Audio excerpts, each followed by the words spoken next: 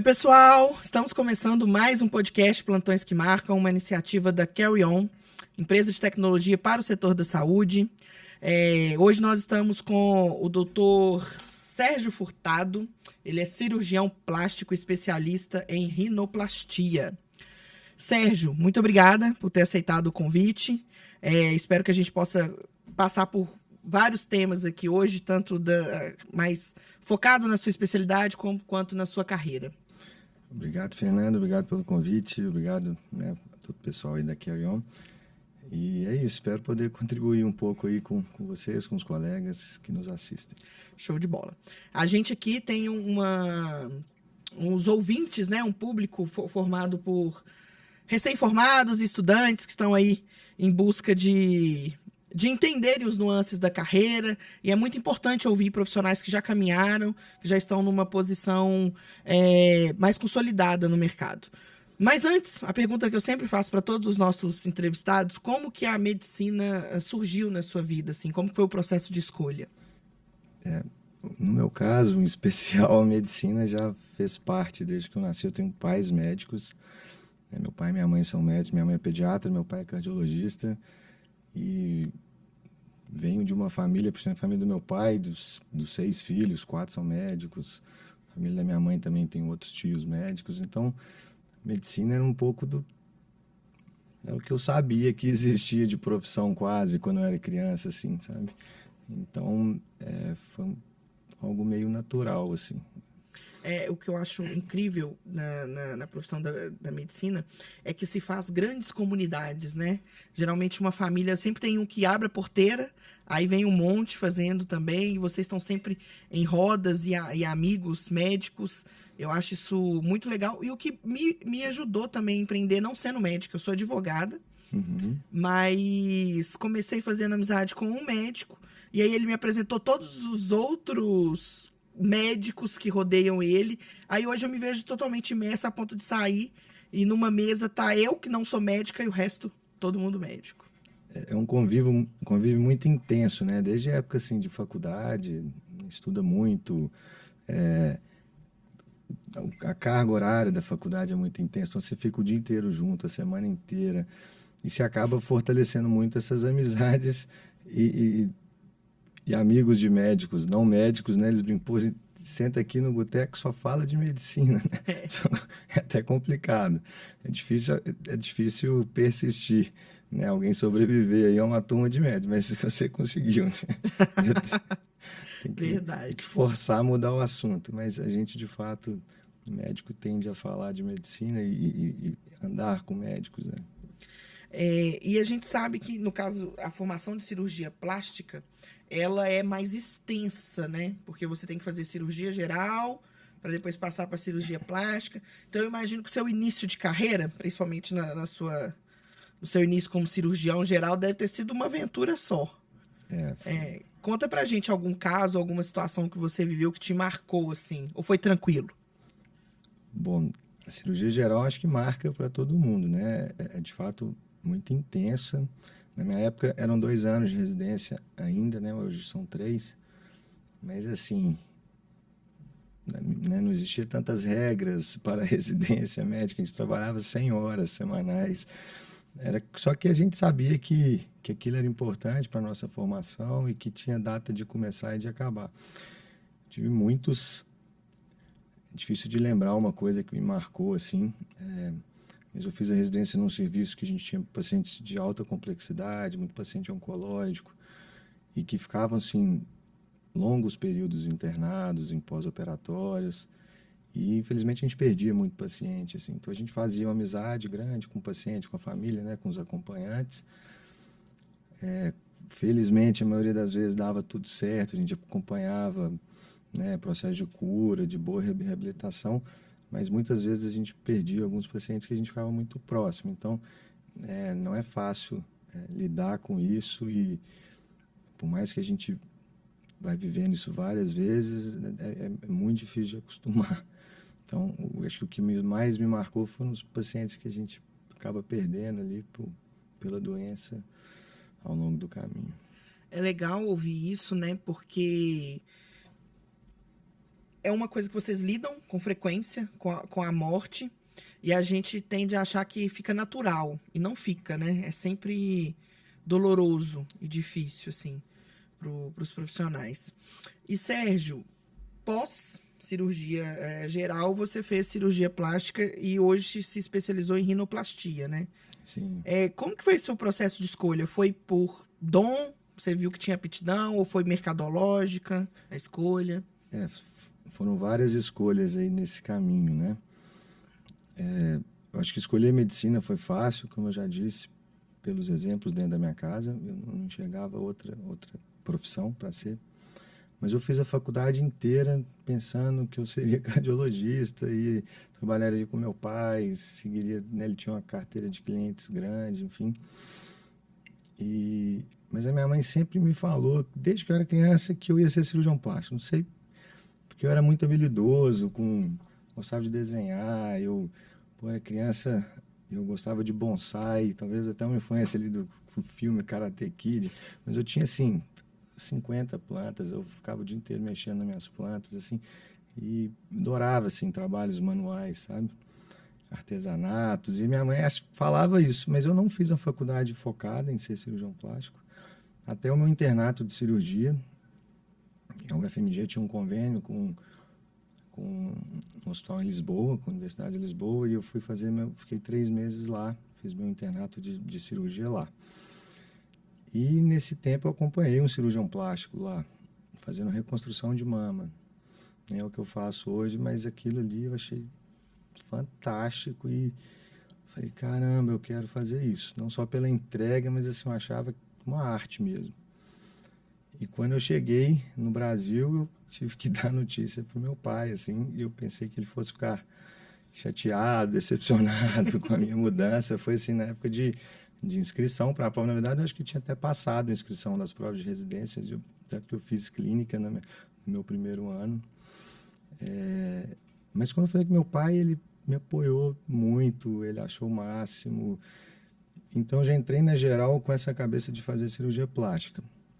Então, eu não tinha feito inscrição. No primeiro ano, eu fiz as provas para sentir como é que era e tudo. Fiquei 1 ano dando plantão de clínica e depois fiz essa cirurgia geral. E depois, para a cirurgia plástica, eu já estava meio que direcionado. Assim, teve alguns momentos na cirurgia geral que eu falava assim, caramba, será que eu quero cirurgia plástica? Eu gosto disso aqui, eu gosto de plantão, eu gosto de urgência, eu gosto de exercer medicina, assim, será que eu não vou abandonar a medicina? Será que a cirurgia plástica não é algo muito comercial? Eu tive umas dúvidas em alguns momentos, mas algo que talvez a gente possa falar depois, que foi me motivando, é que talvez os locais que eu mais gostava assim, de trabalhar, os colegas mais experientes reclamavam muito assim, da vida, da carga horária, de remuneração. E eu falei, opa, será que eu quero daqui 10 anos estar assim, estar reclamando do que eu faço? Tal? Então isso me fez falar, não, acho que eu quero cirurgia plástica.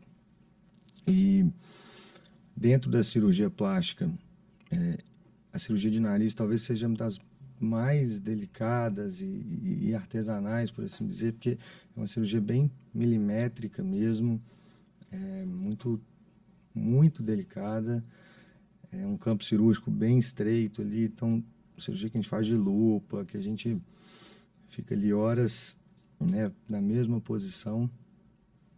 Eu sempre gostei, achava interessante isso, tinha facilidade em estudar, eu gostava de estudar mais a rinoplastia.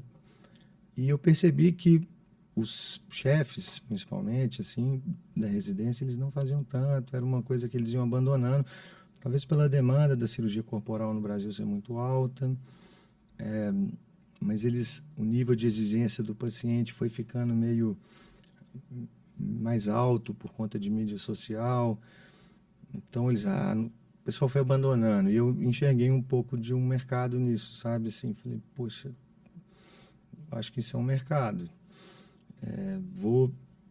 Gostava, acabei me inscrevendo para um fellow fora do país. Eu formei na plástica, fui aprovado nesse fellow e eu fui. Fechei consultório aqui e fui consultório começando, era a época fácil de ir para fora, né? Mas fiz a especialização lá, eu vivi um serviço que era só nariz, 24 horas por dia, então eu falei, cara, é isso que eu quero. Mas eu cheguei sem nenhum paciente, sem saber se eu ia conseguir botar isso em prática, assim, né? Sim. Esse plano, se algum dia ele ia vingar, né? Então, por você narrando aí, antecipou um pouco a pergunta que eu ia fazer, que quando, por exemplo, você fala que durante a sua residência estava na dúvida, não sei se eu vou exercer a medicina, mas você não acha que tem um pouco de preconceito aí, de achar que cirurgia plástica não é medicina, sendo que eu acho que é, e também é saúde, autoestima, e o paciente se sentir bem é saúde? Muito, muito preconceito, eu não tenho dúvida, assim, que colegas enxergam dessa forma que eu enxergava, mas acho que são alguns dogmas ali que talvez a faculdade traz pra gente. Eu não, na minha formação inteira, eu não tive, assim, nada de cirurgia plástica, né, na minha formação. Eu não conhecia a especialidade. Se não fosse esse internato que eu fiz e caí com um cirurgião plástico, assim, coincidentemente, eu não ia ter experiência suficiente para escolher cirurgia plástica, entendeu? Então, existe sim dentro, principalmente nas universidades mais acadêmicas, assim, sempre tem, eu acho que tem esse preconceito sim, sabe? Mas que depois a gente conhece e você quebra bem rápido. Exato. Eu acho que tem que ter um trabalho até mesmo para que se formem mais profissionais qualificados e não haja espaço para não qualificados ou não cirurgiões plásticos aí fazendo aventuras. Você falou muito bem as redes sociais hoje potencializam muito a beleza, os próprios procedimentos estéticos, e eu vejo que tem uma galera que surfa equivocadamente nessa onda, sabe? Mas quer dizer então que entre a cirurgia plástica, a rinoplastia principalmente, e a arte, há mais conexão do que a gente imagina? Vocês se consideram artista? Olha, eu demorei a afirmar isso, mas eu acho que sim, sabe? Eu ficava assim, não, sou um cirurgião, sou médico antes de tudo. Mas existe um senso artístico muito grande, assim, no que eu faço. Eu tenho colegas, assim, que são excelentes cirurgiões, técnicos, estudiosos, etc. E que a carreira dentro da rinoplastia não deslanchou tanto.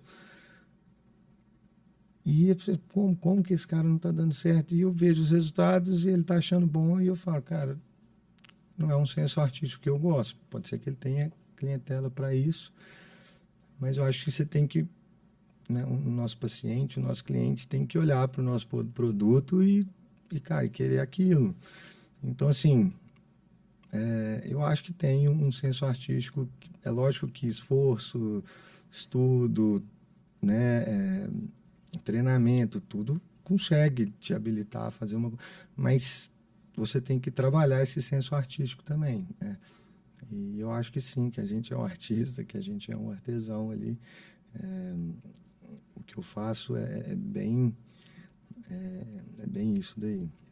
Eu concordo com você, assim. E a gente vê na trajetória dos grandes cirurgiões plásticos, assim, do país, que tinha algo a mais, assim, além da técnica, tinha um último requinte ali, que era a pessoa que outra pessoa não ia conseguir replicar, né? E você tem um procedimento que é específico, né? Que você desenvolveu. Conta um pouquinho mais pra gente. Na verdade, o brasileiro é muito criativo, né? A gente consegue... A gente gosta de adaptar muito as coisas, assim. Sim. Enfim, numa de várias técnicas que existem, né?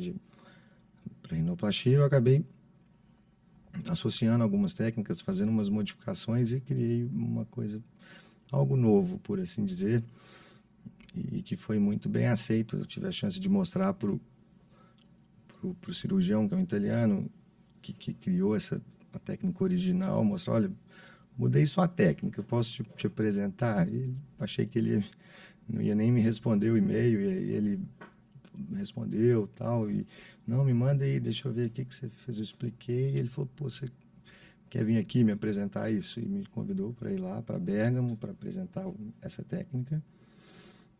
E me convidou para escrever um artigo científico junto. E eu já tive a chance de falar disso nos Estados Unidos, na Grécia e agora no México, no Brasil em vários congressos, enfim.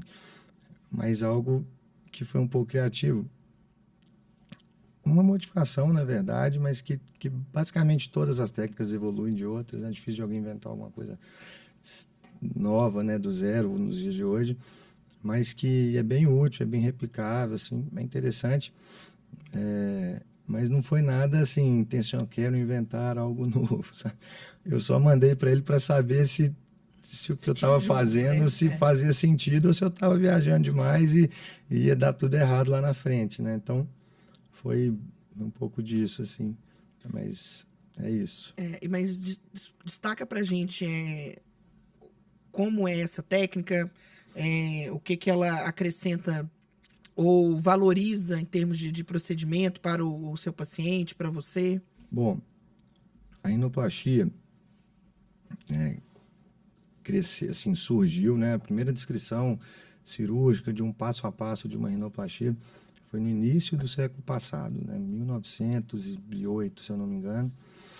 Um cirurgião alemão, Jacques Joseph, que na verdade ele era ortopedista e ele começou a fazer redução de nariz e ele criou uma técnica, descreveu ali a sequência cirúrgica de uma rinoplastia que foi sendo realizada durante 80 anos praticamente, que hoje a gente chama de rinoplastia reducional. Porque era uma cirurgia que só fazia sentido para quem tinha um nariz muito grande, por assim dizer, e então reduzia, tirava tudo, osso, cartilagem, não preocupava com função, não preocupava com o resultado, não se sabia muito de conhecimento anatômico, não se preocupava com longo prazo, e essa técnica deixava muito sequela, que é o que a maioria das pessoas conhece de nariz de plástica, né? Uhum. É o resultado disso, de uma cirurgia agressiva que se era feita no passado, que durava meia hora, 30 minutos, mas com zero preocupação de longo prazo. E com o tempo foi surgindo uma vertente, que é a rinoplastia estruturada, que o pessoal começou a ver os problemas de longo prazo, começou a estruturar, né, destruía, mas depois reconstruía para tentar evitar a sequela futura. Uhum. Isso começou nos anos 80, com um americano, o Jack Shinn, que descreveu as primeiras técnicas de estruturação. Então, você pegava a cartilagem do próprio septo do paciente e usava para reconstruir o dorso, a ponta, enfim. Só que é um contrassenso, né? Você destruía para depois reconstruir. Continuava sendo uma cirurgia agressiva e ainda aumentou de tempo, né?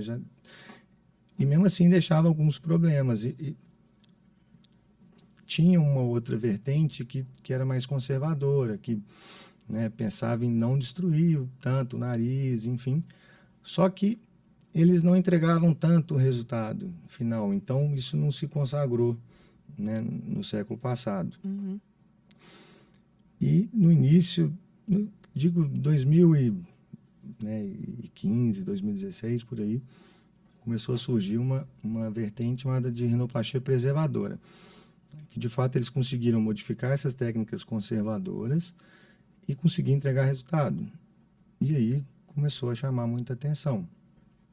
Só que muitas vezes eram manobras bem difíceis de serem executadas, assim, julgou a curva de aprendizado lá para frente e só os caras muito bons assim conseguiam exercer, ou que vinham de determinadas escolas. Era muito difícil de quem aprendeu uma rinoplastia estruturada voltar atrás e fazer uma rinoplastia de preservação e tal.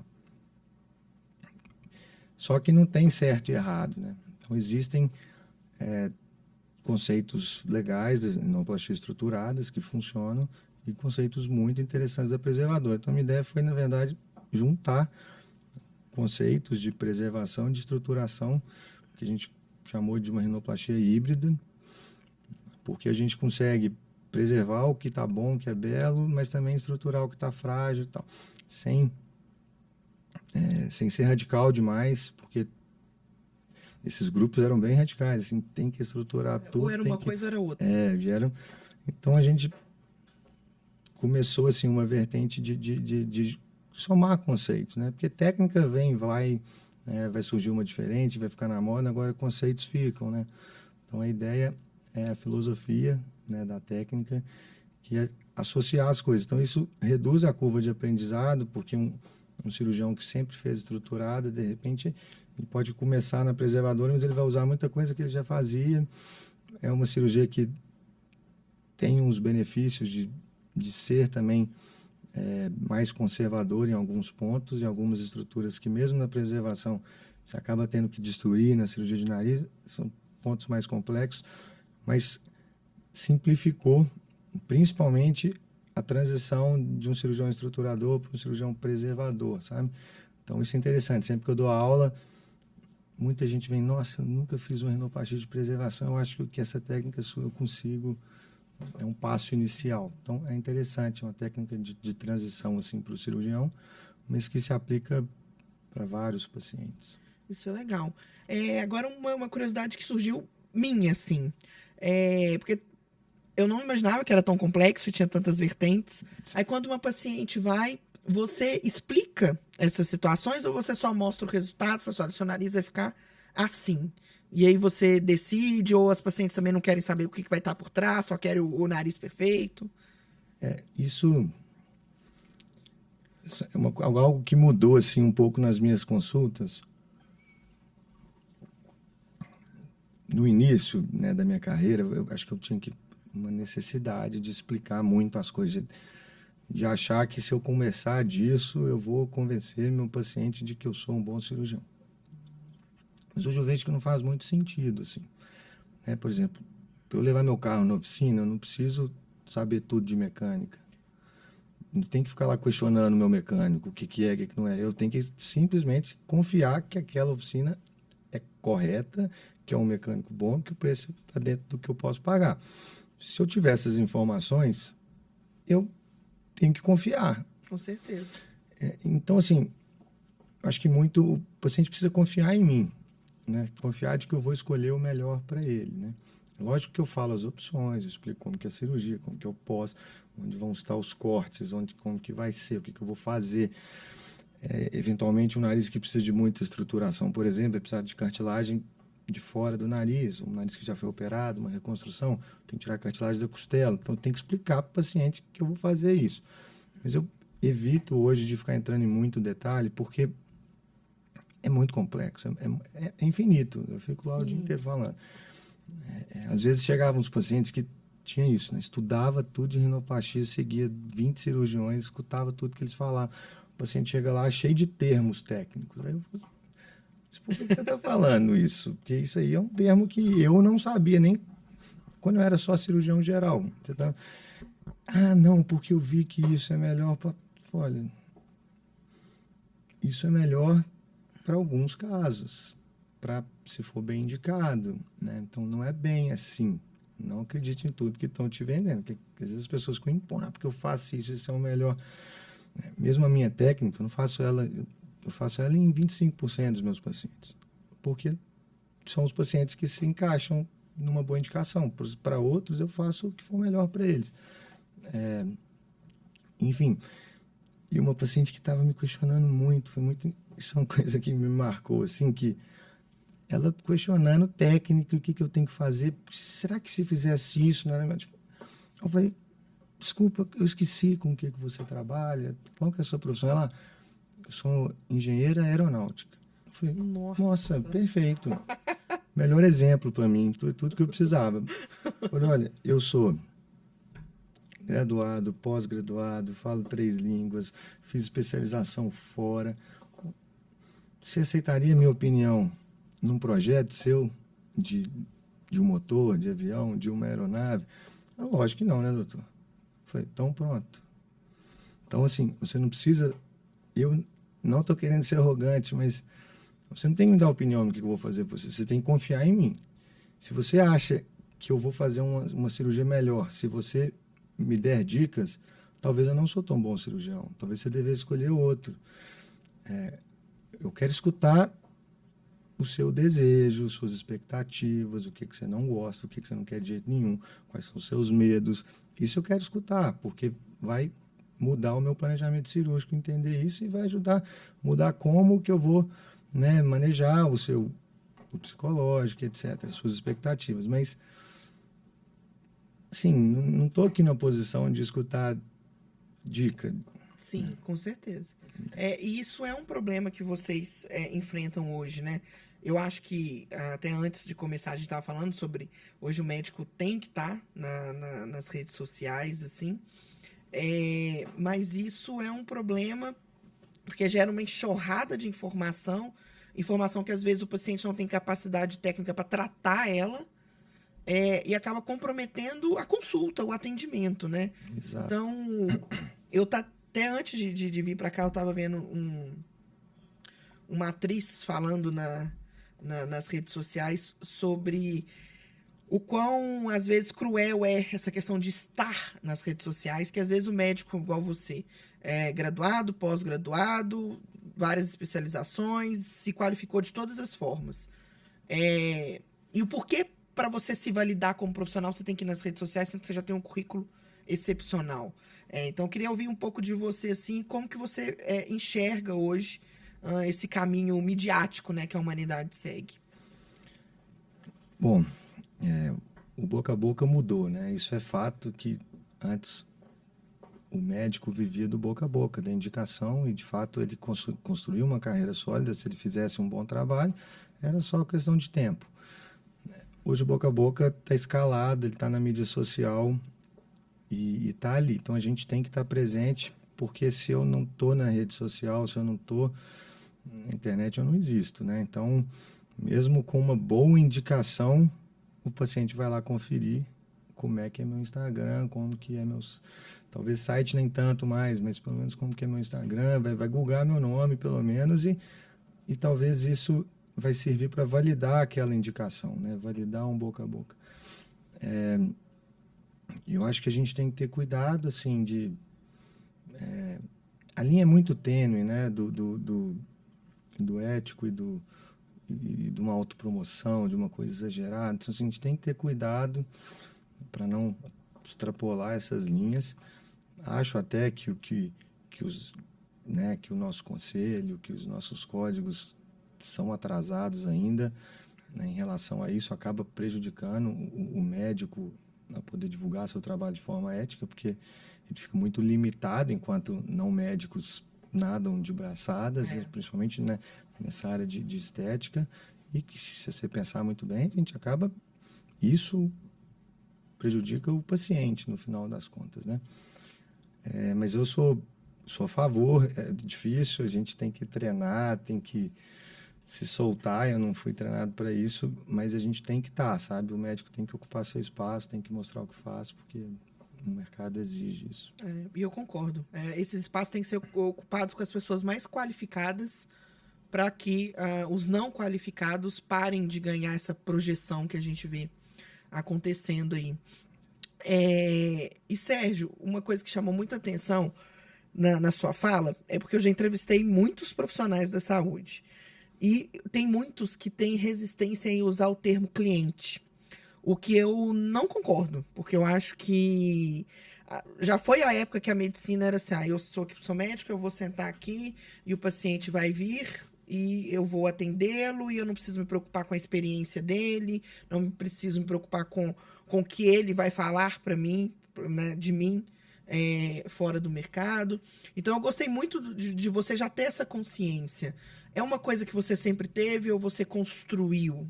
Essa questão de ver o paciente como um cliente, e se você se preocupa também em criar uma experiência de atendimento e não só o produto final, que é a prestação da saúde, assim. Com certeza a gente teve que construir isso, né, depois de formado, enfim. Infelizmente, pelo menos na minha época, né, na nossa grade curricular, não tinha nada sobre gestão de consultório. Engraçado, eu formei, eu não sabia nem que eu tinha que pagar imposto, como declarava imposto de renda, não sabia nada, assim, como que pedia uma guia, como que fazia. A gente não é treinado a nada disso. E, de fato, assim, eu concordo com... A gente tem que tratar o paciente como cliente, porque a gente está vendendo um produto e a gente tem que gerar experiência, assim. Falar, tem um paciente, né? Parece que o papel dele é ser paciente e me esperar. Você está precisando de mim, então seja paciente, me aguarda, que a hora que eu puder eu vou te atender. E não é bem assim, né? O cliente ele tem que estar acima da gente, assim, né? E a gente tem que proporcionar, de fato. Eu não quero só entregar né? Não quero só entregar um produto, o resultado. Se a experiência dele for ruim, ele não vai me indicar. Ele chegar lá for maltratado.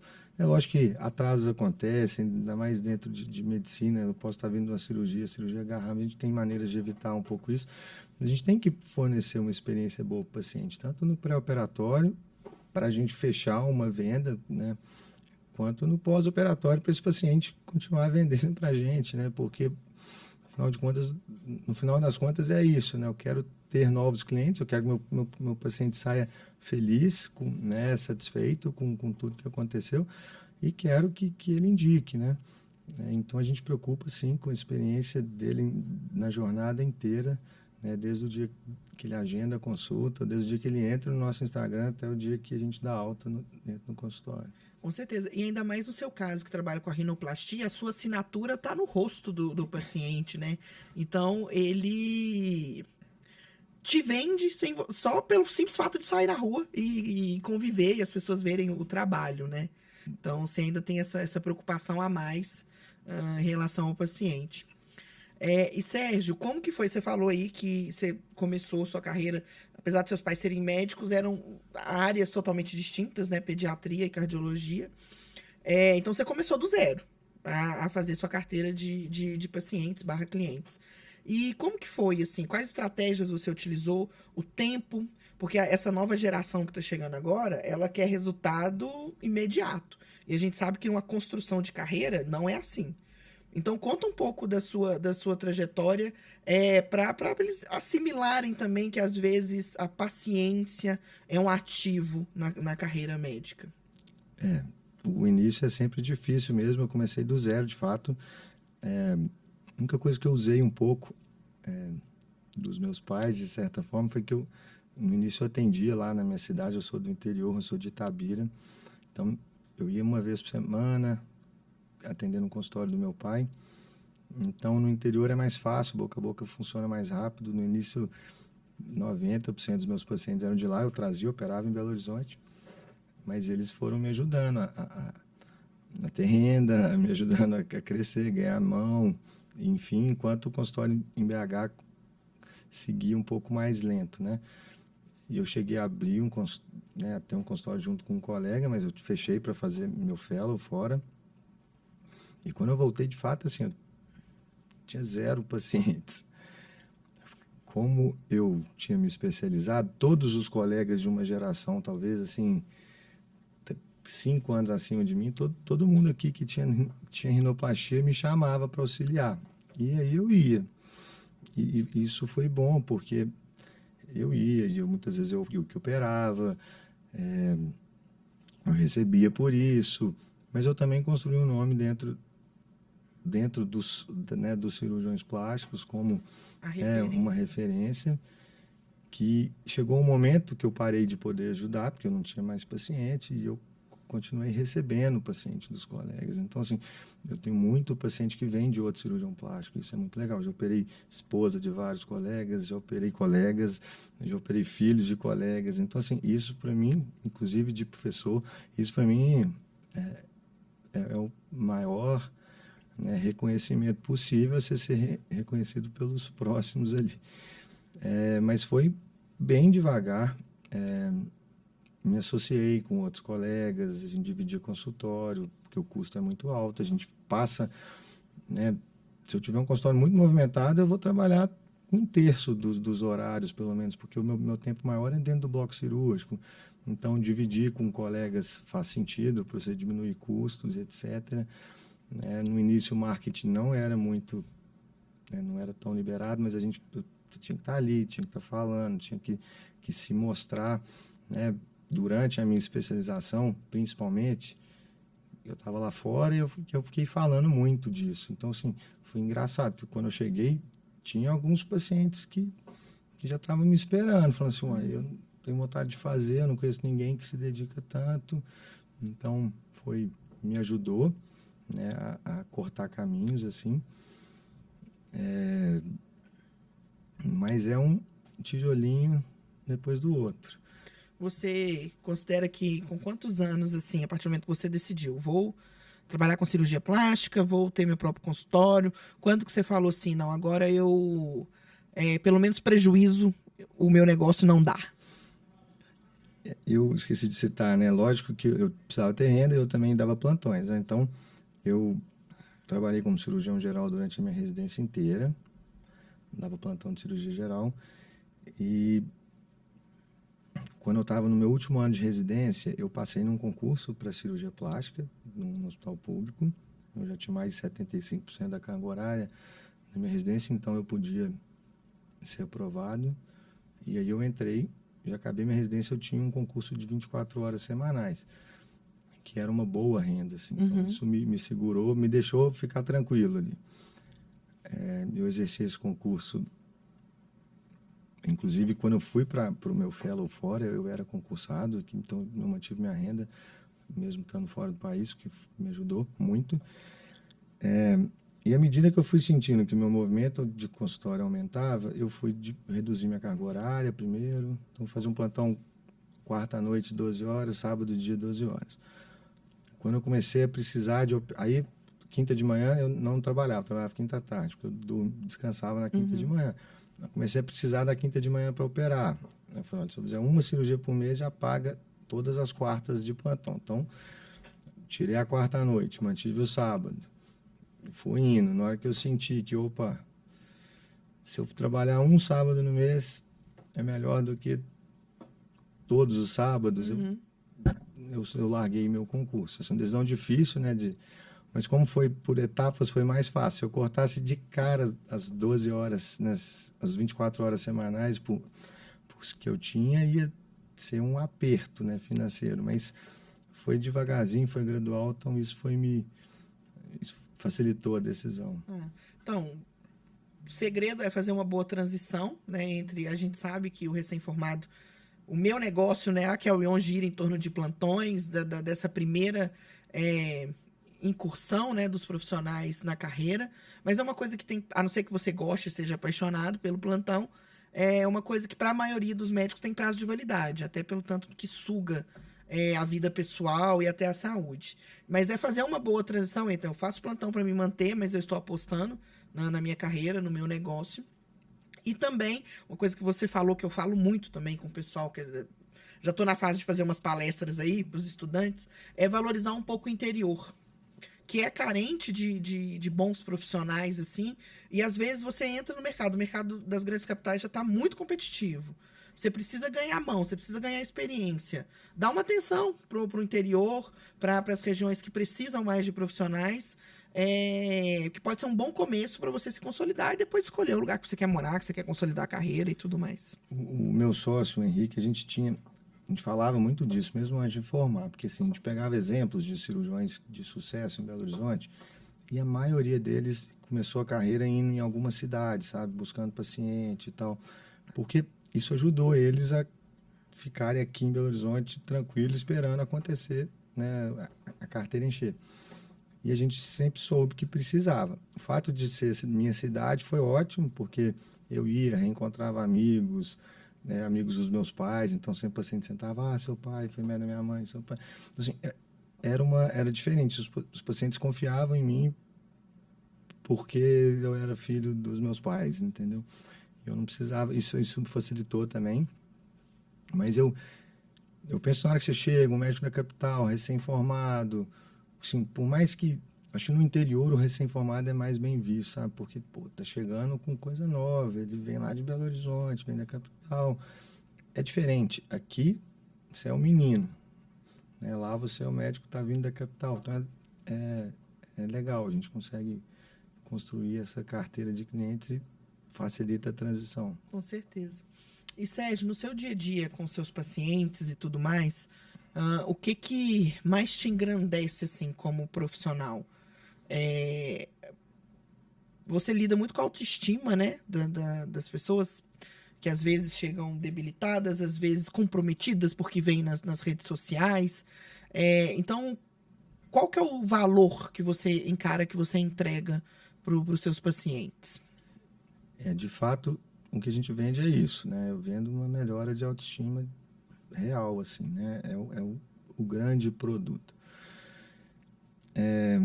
Mas o que, assim, quando a gente vê um paciente retornando com 1 ano, que meus pacientes, eu peço para retornar até 1 ano para acompanhar o resultado e tudo, mas quase nenhum volta depois de 6 meses. Tá feliz, esquece.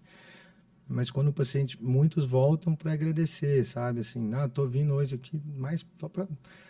Às vezes a gente até assusta, será que tem alguma coisa de errado? Será que vai reclamar? Mas o paciente vem e agradece, assim, não, eu queria agradecer e tal. Mudou minha vida. Eu tenho vários relatos, assim, de mudou minha vida, né? E aí, mas mudou como? Eu pergunto, o que você acha que mudou? E aí, pô, o paciente que fala que eu não conseguia falar em público, eu não tirava foto, eu tinha uma rede social que só tinha paisagem, só tinha... Hoje, posso pôr minha foto. Não é porque eu tô ali, não é narcisismo, mas ela não se preocupa se tem alguém... Por mais que as pessoas... autoestima é um pouco disso, é como você é autoconhecimento, é como você se enxerga, se aceita. Então, vai ter pessoas com nariz grande, ou nariz que são fora do padrão de beleza, que tem autoestima elevadíssima, tem que mexer, lógico que não, né?